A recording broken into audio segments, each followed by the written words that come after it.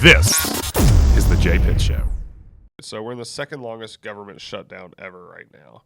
I think we're sitting on 22 days, or I don't know if it's 22 or 24. I think the longest is 34. Is that right? So yeah, we're on 22 days then. Okay.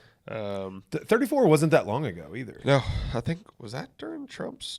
I think it was first during term? Trump's first term. So don't know how long this one's going to go. At what point does this start affecting? I don't think right now it's affecting VA loans a ton, other than it slows them down. Do you think this could reach a point where it stops VA loans completely? 2018 was the longest government shutdown of 35 days. So at what point does it affect? I don't know that it really does in ways other than it already is affecting. Like HUD operations are being affected. Well, I guess my thing is, if it lasts, 3 weeks unpaid for some of these government workers, do they start looking for other jobs? Well, the majority of the government workers for the essential functions are being paid. And that's the biggest misnomer of any government shutdown is, if you're looking for FDIC insured funds to be issued, those are essential workers and those people are being paid. At what point do those funds run out? I couldn't answer. I would imagine at some point that those funds have to be replenished and the emergency essential services are not able to function. And I really can't say at what point that would be, or if ever. So to be honest, the whole government shutdown thing, I think is and always has been very performative and political in nature. And this is not a political ad for either side. I think regardless of which party is in control or if there is split government between the parties, there's 100% finger pointing. You're the problem. No, you're the problem. Here's why you're the problem. No, that's not correct. Here's why you're the problem. And it's pretty unfortunate, to be honest. And I don't really know what a solution is, because if you really look at it, Ryan, and some people would disagree with me, and that's okay. Our government is engineered for deadlock, for gridlock.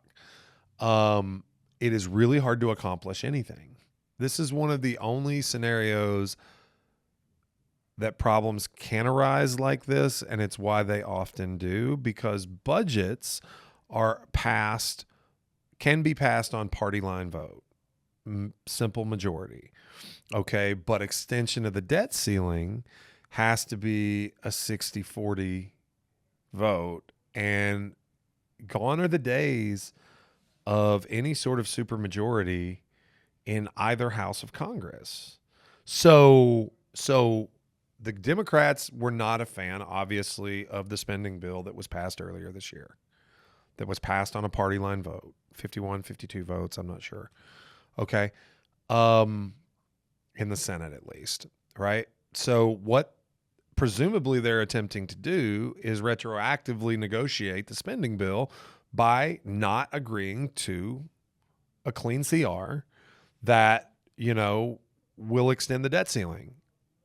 Essentially, I would imagine the Republicans knew that this was going to happen when they passed the bill, right? And so nobody's right, and nobody's 100% wrong. Everybody's wrong. Yeah. Okay. Nobody is right.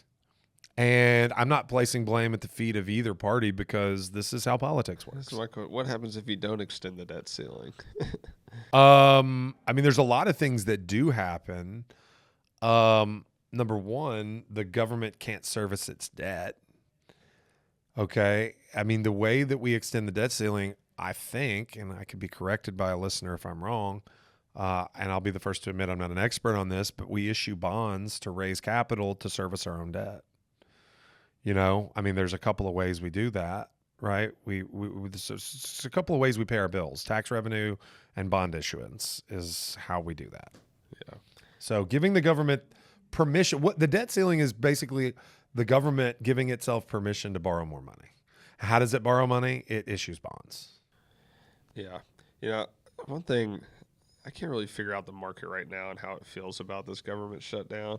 Like it's kind of strange. Isn't that the case about everything. Yeah, And all, it's like just goes back to our strange that- what is real. I know it's strange that gold's been running and silver's been running. Then yesterday they were both down like 6%. Like, and why? Why? What was the sudden change? A market mover dumped. And then Beyond Meat was up like 100% yesterday or something. A market mover dumped gold and silver. Yeah, They said, "Oh shit, let's take some profit," and they dumped a bunch of it. yeah. I mean, It's that's just, it's the same thing that you see in Bitcoin. Yeah. You know, like Yeah. I mean, it like you hear these people that are hardcore never sellers, right?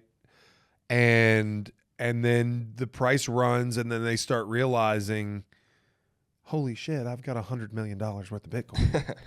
Like, let's just sell it all Yeah. right now. And then, that becomes less, it becomes a less evangelist kind of ideal. And then they realize, okay, well, I'm not just taking some profit, I'm taking all the profit now. Yeah. It's kind of wild. A lot of these market movers can just sell everything and it falls 5-6%, and then you could buy in again if you want. Exactly. Like, Exactly. it's pretty wild. Yeah, it is. Be a great place to be at. All right, let's move on. Yeah, So- let's own something that goes up like 20,000% over the course of our ownership.